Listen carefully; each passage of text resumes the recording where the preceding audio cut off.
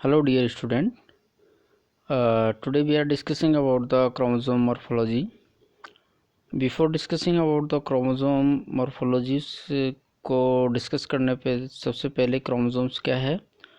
Chromosomes प्रत्येक जो eukaryotic कोशिका के जो सेल डिवीजन के मेटाफेज अवस्था में जो क्रोमेटिन फाइबर कंडेंस होकर जो स्ट्रक्चर बनाते हैं उसको हम क्रोमोसोम्स के नाम से जानते हैं, जबकि जो इंटरफेज अवस्था में रहती है उसको हम क्रोमेटिन फाइबर कहते हैं। तो क्रोमोसोम जो शब्द है वो स्पेशली कोशिका विभाजन के मेटाफेज अवस्था में बनने वाली जो क्रोमेटिन फाइबर कंडेंशन के जो स्ट्रक्चर बनाते हैं उसको हम क्रोमोसोम्स के नाम से जानते हैं।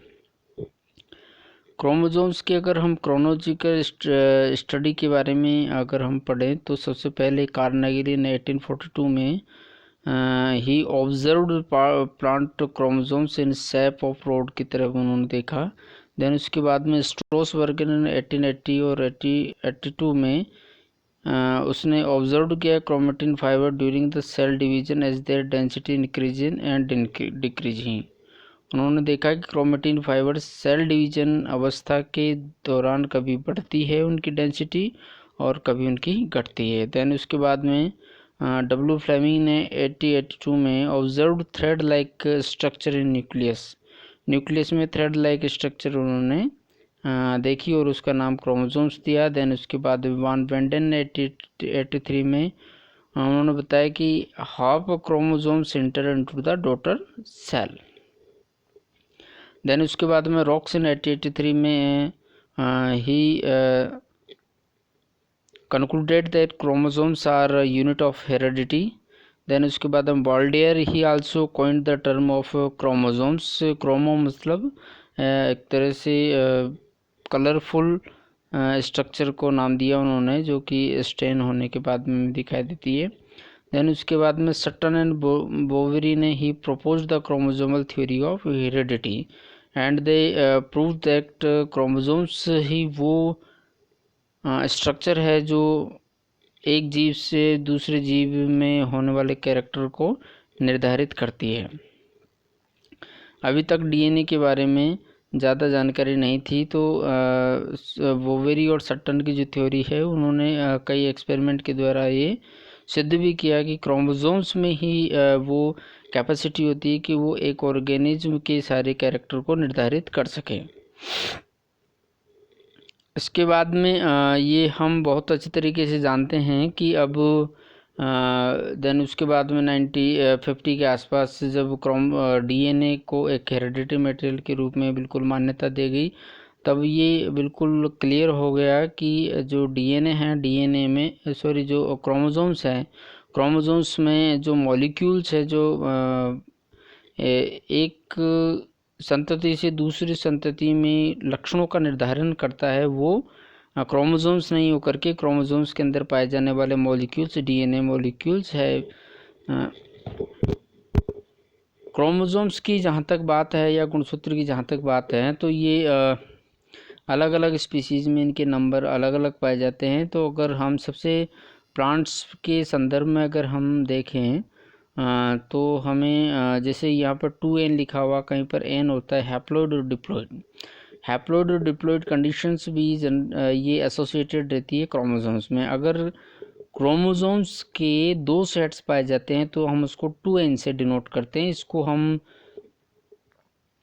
प्लांट्स में इसको हम स्पोरोफिटिक प्लांट भी बोलते हैं। और अगर n से डिनोट होता है दैट मीन्स जो क्रोमोसोम्स पाए जाते हैं उनका एक सेट पाया जाता है। अगर मान लीजिए 2 क्रोमोसोम्स पाए जाते हैं और दोनों क्रोमोसोम्स की एक एक कॉपी पाई जाती है तो उसको हम 2n कहेंगे, और दोनों क्रोमोसोम्स की एक एक कॉपी पाई जाती है तब उसे n क्रोमोसोम्स उसको बोलते हैं।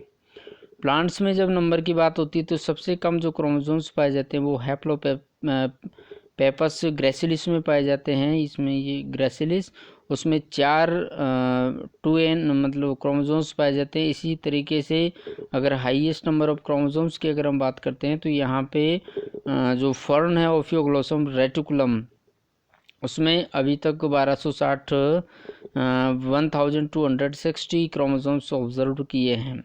इसके अलावा वेल नोन जो प्लांट्स हैं जैसे पाइसम सेटाइवम है, ओडियम वगैरह है, उसमें 14 पाए जाते हैं, ओरिजा सेटाइवम में 24 पाए जाते हैं। ट्रिटिकम एस्टिवम जो हेक्साप्लॉइड है उसमें 42 क्रोमोसोम्स पाए जाते हैं।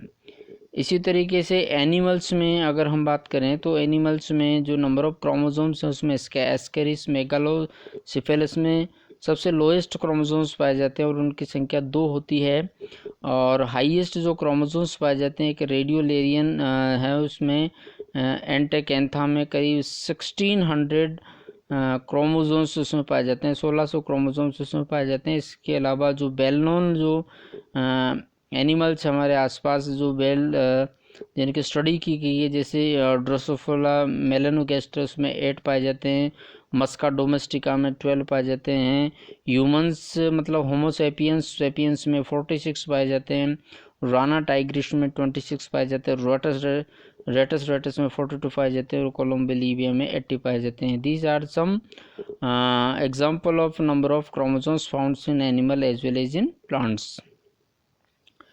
Now we are discussing about अगर इसकी जो साइज़ की अगर हम बात करते हैं क्रोमोसोम्स की तो ये जनरली 1 से 30 माइक्रोमीटर लॉन्ग होते हैं और 0.2 से 2 माइक्रोमीटर वाइड होते हैं। Size of chromosomes very with in single nucleus, ये अलग अलग प्रकार की होती है। और जो जीएंट क्रोमोसोम्स पाए जाते हैं जिनको हम नेक्ड आई से, जैसे लैम्ब्रूस क्रोमोसोम्स वगैरह है उनको हम नेक्ड आई से देख सकते हैं और इनकी जो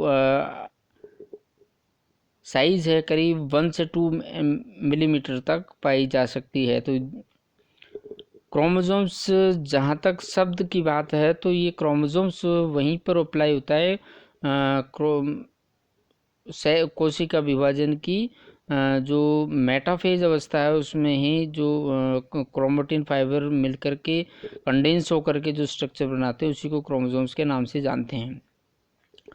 सभी जो क्रोमोसोम्स हैं उसमें एक सेंट्रोमियर होता है और उस सेंट्रोमियर की पोजीशन के आधार पर हम उनको डिफरेंट शेप के नाम से जानते हैं और इसके आधार पर हम सभी जो क्रोमोसोम्स हैं उनको 4 प्रकार के क्रोमोसोम्स में हम या शेप में डिवाइड कर सकते हैं।